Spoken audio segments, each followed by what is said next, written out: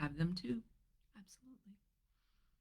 But when we learn to trust ourselves, when trust comes back,